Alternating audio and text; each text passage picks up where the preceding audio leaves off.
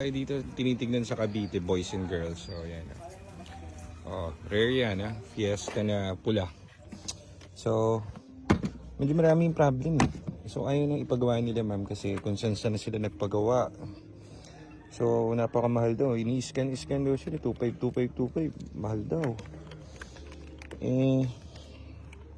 Na-decide na sila na ibenta yung unit. So dapat ito ipapa-repair sa atin to. Kaso lang dami kasing tama din. So ito yung mga yung gulong niya, yun, napabayaan niya. So colorful na Fiesta. Pero sila ang first owner. So maganda to pag pinroject natin to. All out to. Running engine and everything. Mandar naman. Pero dami ng code siya. Napabayaan na talaga. So project natin. Natin. Babalik natin yung alindog. Scan muna natin. Teka.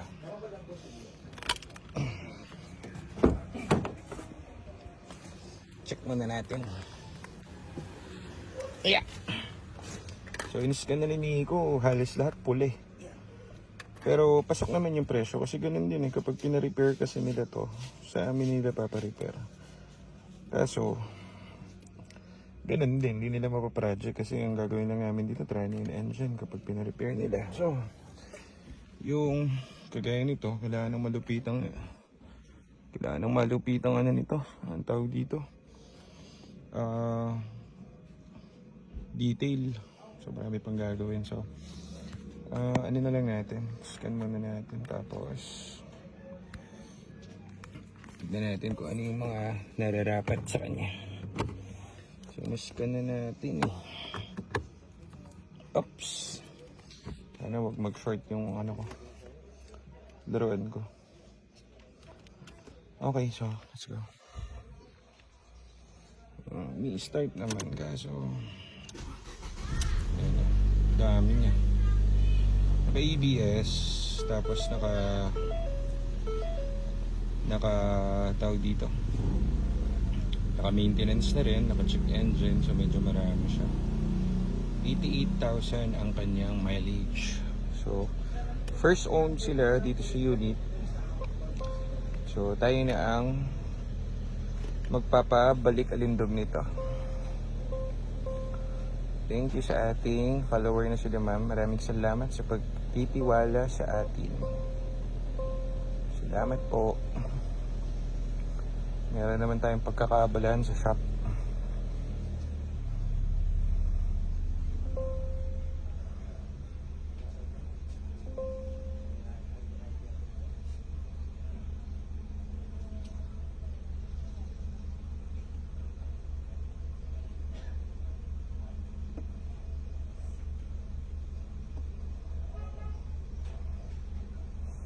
Scanin muna natin itong mahiwagang kotse na to. So, self-test, pakita ko sa inyo kung ano yung mga binibili natin unit. So, mga ganitong unit, mas maganda kasi mga all out natin. Pasok naman yung price niya. So, malalaan natin yung budget doon sa mga dapat niya. So, kung anong mga codes dito na may nakapula or error, yun ang gagawin natin isa-isa. Hindi po pwedeng may code na matitira. So, siguro medyo matagal pa sa atin to. Siguro mga 2 weeks, mga ganun. Ang matagal dito yung detail. Madali lang yung sa mga transmission and engine Ang pagiging tumatagal lang naman to sa mga sa detailing kasi naiwanan nila para 1 taon doon di nagamit to. Ayun, naka-feel yung ABS niya. Yan. ABS niya tapos Loscom na yung TCM niya kasi syempre naloba to dati. So ano pa ba? RFA. Okay, so yun yung mga niya, code niya. Basic kumpadre. Ang mahirap lang yung bodyworks pati yung interior. TCM fail na rin, so mahirapan sila. Pag inisa-isa nyo kasi ito pag repair, medyo mabigat kasi may EBS ka pa. Hindi tama nga, benta na lang. Tumataas yung minor niya. So yun, medyo madami siya. marami. So okay, tayo na bahala rito. Hindi natin iuwi ito kasi dalawa lang kami ni Nico. Actually pwede naman uwi kasi tinatamad ako eh. Tinatamad ako mag-drive. Baka mamaya kaproblema pa ako sa daan. Patowing na lang natin to. Okay naman eh, shifting. Oh, shift. Nakalak na pala. Nakalak na pala to. Paano ito isasakay? Yung kumasa na. So meron siyang drive. So drive. Yung reverse meron doon. Meron din. So mas mainam to. Patowing tapos ipa-project sa shop. So yan ang mangyayari dito. So let's go. Dahil ako'y tinatamad magmaneho, papatowing natin siya. Pero maganda tong unit nila ma'am. Kaso lang talagang nakakulangan sa TLC, sa Tender Love and Care to. So kailangan to talagang i-all out natin. Dapat to, pwede to ano Nico, no? Trani, ABS, interior, exterior, interior, paint, gulong, spark plug, suspension. So ganun pa project. Pasok naman din sa presyo binigay ni ma'am. So tayo na bala mag-project. Magkano lang din naman mabebenta yung ganitong Fiesta. Pero kung yung all out natin tapos antay tayo ng buyer na mainam sa Fiesta at gusto ng Fiesta, pwede natin i-alok to. Kasi red is medyo rare color. Yun nga lang napabayaan. So iti-tender love and care natin to sa shop ng matindihan. So tara, uwi na natin. So ito babayaran na ni Nico. Antayin na natin yung towing. Uwi na pala kami. Tapos yung towing na ang balang kumuha dito. Mayroon kasi biyahe ito, ba? Hindi mo alam. Kahit nasabihin mo na babiyahe nila dito, hindi natin alam yung state at condition ng kotse. So pagka natirikan ka sa yung Skyway NLEX, mas mahal. Mas mahal po dun. Huwag kayong titirik dun sa loob ng NLEX at Skyway. Mas mahal dun ang towing. Doble, triple. Okay, at bawal pumunta ang towing dun. Sa gasoline station lang po pwede ang mga towing dun. So kung titirik ka man, itulak mo na hanggang gasoline station para doon kay towing ng third party. Kasi kapag ang towing sa'yo sa kali dun, yung towing nila, naku po, hindi mo magugustuhan ang presyo. So yung babayaran na Nico, uwi na natin to. At thank you ma'am, salamat po sa mainam ni unit. Kami na po ang bahala rito. Abangan nyo lang po sa page kapag complete na siya. Yan sila sir. ROI na sila sir dyan eh. So goodies na ito. Deal na natin. So yan yung unit, color red na Fiesta. Abangan nyo guys, mga 2 to 3 weeks tapos na to. Yan. Sila ma'am may-ari ng mabisang Fiesta. First own sila niyan. So sa ating pagkakatiwala. So thank you ma'am. Very kids. Yan. Para may remembrance kayo ma'am. Yan si ma'am. Thank you po. Okay ma'am, pa-picture kayo ma'am. Para may remembrance kayo din sa first car nyo ba yan ma'am? First car nyo pala. So yan si ma'am. Thank you ma'am. Ma'am thank you ha. Iwanan na namin. Picture Ma'am. ko kay boss. Ay sige ma'am. Ayo. Tayo na lang yung towing. Thank you. Sir, thank you ha. Salamat. Iba. At tayo ay babalik sa kampo. Sa base, sa GTA. At tayo ay may next project na. Nagre-resupply tayo kasi paubos na yung mga units natin. Nadagdagan naman pero at least tuloy-tuloy yung flow. Ito mga to medyo matagal kasi all out. Pero goods rin na may stock tayo. Hindi naman medyo rare talaga ang pula. Mas rare pa yung pula kaysa doon sa mustard. Okay, so yan, mabisag. Tara, uwin tayo. Tara. At mga aso, nagbabantay ngayon ng shop kasi nag-service sila Joseph eh. Ginabi na sila. Palit ng spark plug. So, dito yung order natin, yung binili natin kanina. Pulang Fiesta. Yung, ayos.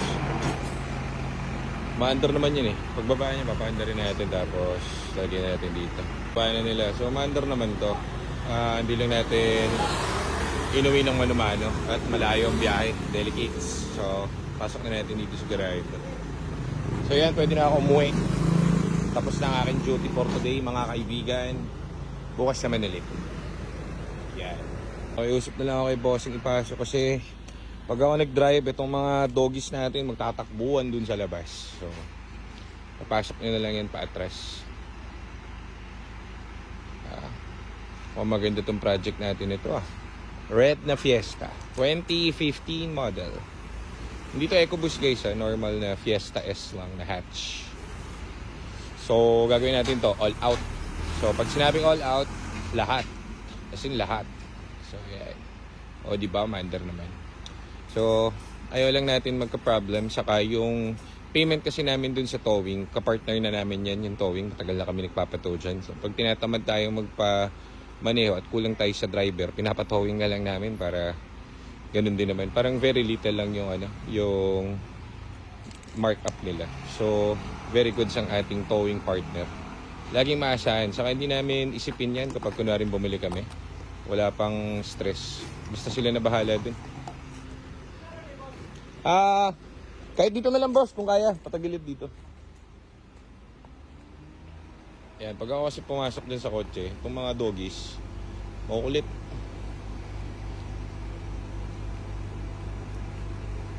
Yan. Diba? Medyo pinag-aaralan pa ni Kuya. Yan yung Fiesta natin na binili natin kanina. So, tapos na ang aking duty. Ngayon ay walang tao. Ngayon ay hahanapin ko naman kung nasa ng mga padlock namin para mag-lock ng garahe. So, tayo na mag-parking nito at si Kuya gutom na. Binigyan natin siya ng malupitang tip kasi napakabait yung mga yan. Napaka-anis. Ang hinahanap ko lagi, anis. Yan dapat ang kukuhanin yung mga tao. Pag anis, wala magiging problem. Kahit di ganun kagaling. Minsan naghahanap kasi ng magaling. Yung magaling, lagi nagmamagaling. Papahamak pa kayo dyan. So yan. Golden rule. Na-drive na natin to. Daming ilaw ano? Daming ilaw. Oh, may sikreto pa. Kailangan nawawala yung kanyang drive. Kailangan restart mo para umandar ulit. So pagka ganyan, related yan dun sa kanyang ang tawag dito, ABS. Kasi not detected yung ABS nito. Ito yung worst case guys ng ABS. Kaya pinapagawa ko sa inyo yung mga ABS nyo. Kasi ang nangyayari dyan, totally wala ng communication yung computer or yung ECU sa ABS. Meron kasing worse, mga mild na ABS. Mawawala yung ABS mo, mawawala yung hill assist, mawawala yung syempre yung anti-brake system mo. Yun yung mga mild. Pero yung mga worse yan, yung hindi na talaga na-detect yung mismong ABS. Ang mangyayari, magko-connect kasi yan. So, connected yung transmission. So, kapag na-detect niya na talagang totally wala na yung ABS mo, hindi na talaga detected, talagang wala ka ng ABS boy, ililimp mode niya yan. Ngayon, yung TCM mo, hindi niya na rin mababasa. As saka dire-diretso na yan, kaka-problem. Okay, so, ganyan yan. Ito yung isang worst case ng ABS. Lost communication. Yan, wala nang drive.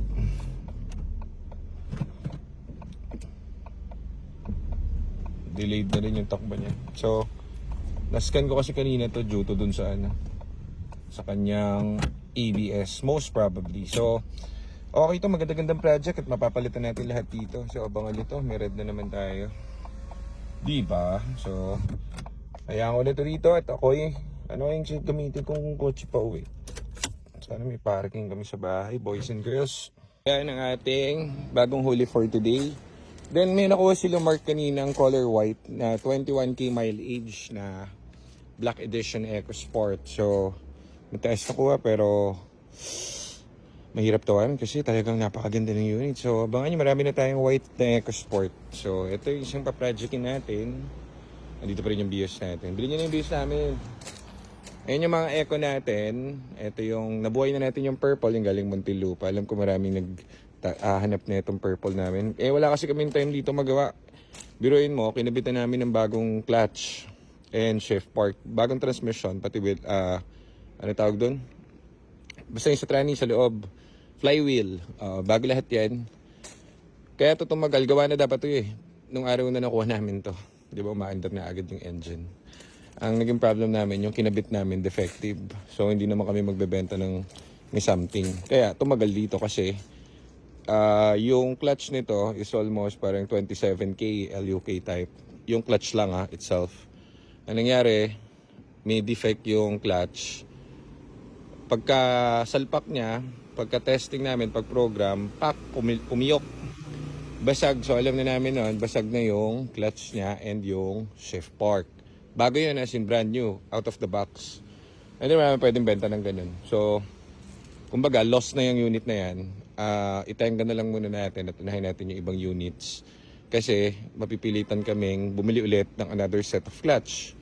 So, ganun. Ganun lang yun. Wala kasing warranty yun eh. Parang preno. Ang preno, kapag kinabit mo sa kotse, di ba bakal yun? Kapag yun, nagamit na, yung preno, di mo naman babalik yung kahit isang hardware. Kahit isang auto shop hardware tuloy. Ganun yun. Kasi, yun eh, moving part yun eh. So, yun, wala kaming, tawag dito. Kinausap na lang namin yung supplier namin yan. Tapos, mabait naman sila. At sabi nila, oo nga, pinakita namin yung clutch na brand new talaga. Tapos, as in, wala pa talagang, hindi pa kasi maandar yun eh. Kumaga, talagang factory defect yung nakuha namin. So, binigyan naman kami ng half price. So, pwede na rin kaysa bumili kami ng another set ng brand new. Kaya ngayon, okay na siya. Maandar na siya. So, tapusin na natin yan. Okay, so yan yung mga units natin. Yung ibang units natin wala dito at pinagagamit ng mga kasama natin.